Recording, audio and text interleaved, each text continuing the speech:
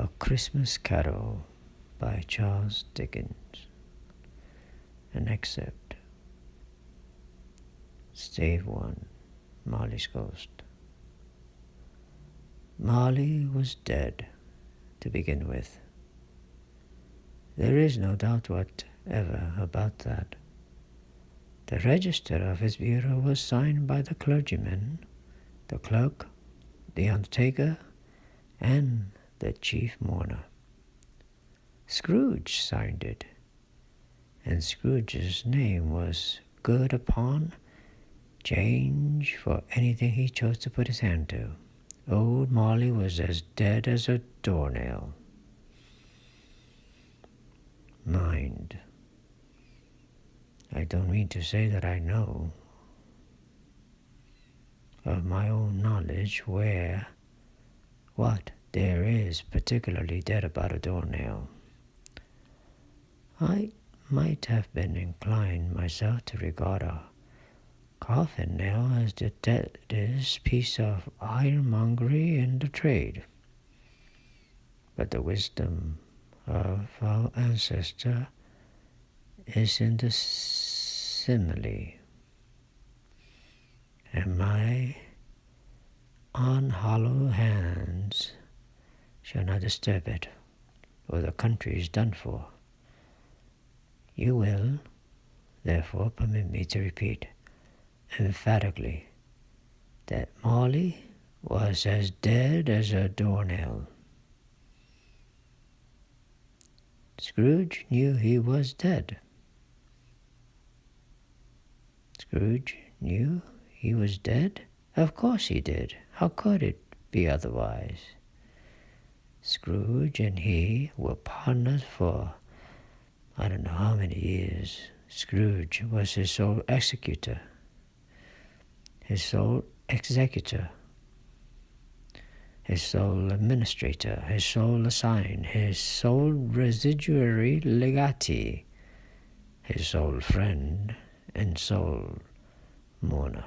And even Scrooge was not so dreadfully cut up by the sad event, but that he was an excellent man of business on the very day of the funeral, and solemnized it with an undoubted bargain. The mention of Marley's funeral brings me back to the point I started from. There is no doubt that Marley was dead. This must be distinctly understood, or nothing wonderful can come of the story I am going to relate. If we were not perfectly convinced that Hamlet's father died before the play began, there would be nothing more remarkable in his taking a stroll at night in an easterly wind upon his own ramparts than there would be in any other middle-aged gentleman rashly turning out after dark in a breezy spot, say St. Paul's churchyard, for instance, literally to astonish his son's weak mind. Scrooge never painted out old Marley's name. There it is. There it stood, years afterwards, above the warehouse door. Scrooge and Marley. The firm was known as Scrooge and Marley. Sometimes people new to the business called Scrooge Scrooge, and sometimes Marley. But he answered to both names. It was all the same to him. Oh, but he was a tight-fisted hand at the grindstone, Scrooge. A squeezing, wrenching, grasping, scraping, clutching, covetous old sinner, hard and sharp as flint, from which no steel had ever struck out generous fire. Secret and self-contained and solitary as an oyster. The cold within him froze his old features, nipped his pointed nose, shriveled his cheek, stiffened his gait, made his eyes red, his thin lips blue, and spoke out shrewdly in his grating voice.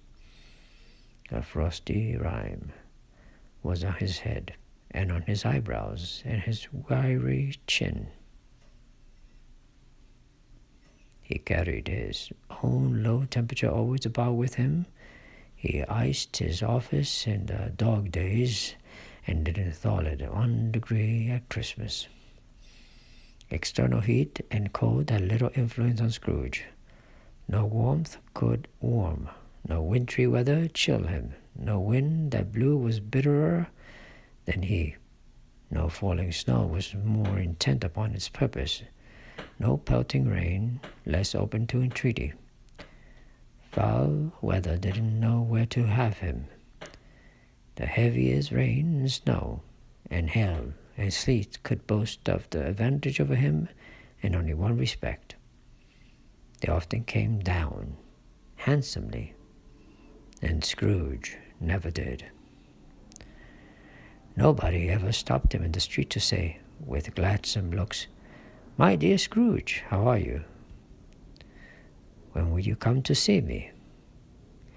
No beggars implored him to bestow a trifle. No children asked him what it was o'clock. No man or woman ever once in all his life inquired the way to such and such a place of Scrooge. Even the blind man's dogs appeared to know him, and when they saw him coming on, would tug their owners into doorways and up courts, and then would wag their tails as though they said, "No eye at all is better than an evil eye." Dog master. But what did Scrooge care? It was the very thing he liked, to edge his way along the crowd paths of life, warning all human sympathy to keep its distance, was what the knowing ones call nuts to Scrooge. Once upon a time, of all the good days in the year, on Christmas Eve, old Scrooge sat busy in his counting house.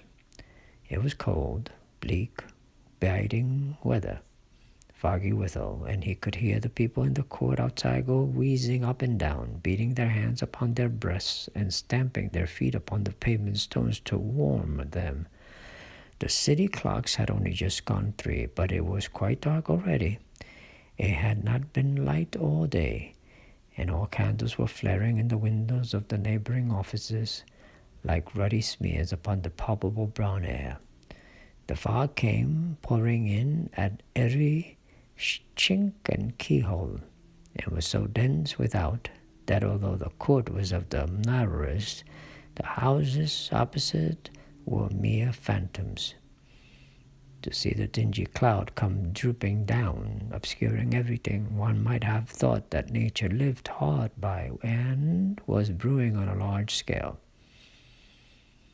The door of Scrooge's counting-house was open, that he might keep his eye upon his clerk, who in a dismal little cell beyond, a sort of tank, was copying letters. Scrooge had a very small fire, but the clerk's fire was so very much smaller that it looked like one coal. But he couldn't replenish it, for Scrooge kept the coal box in his own room, and so, shortly as the clerk came in with the shovel, the master predicted that it would be necessary for them to part, wherefore the clerk put on his white comforter and tried to warm himself at the candle, in which effort, not being a man of strong imagination, he failed. "A Merry Christmas, Uncle! God save you!" cried a cheerful voice. It was the voice of Scrooge's nephew, who came upon him so quickly that this was the first intimation he had of his approach. "Bah!" said Scrooge. "Humbug!" He had so heated himself with rapid walking in the fog and frost, this nephew of Scrooge's, that he was all in a glow. His face was ruddy and handsome, his eyes sparkled, and his breath smoked again. "Christmas a humbug, Uncle," said Scrooge's nephew. "You don't mean that, I am sure." "I do," said Scrooge. "Merry Christmas! What right have you to be merry? What reason have you to be merry? You're poor enough." "Come then," returned the nephew gaily. "What right have you to be dismal?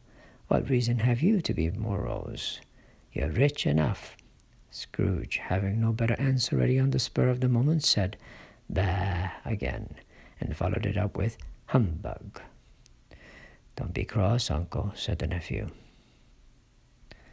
Thank you for listening, and have a nice day. Make sure to hit the like button, subscribe, and leave a comment. Take care. Bye.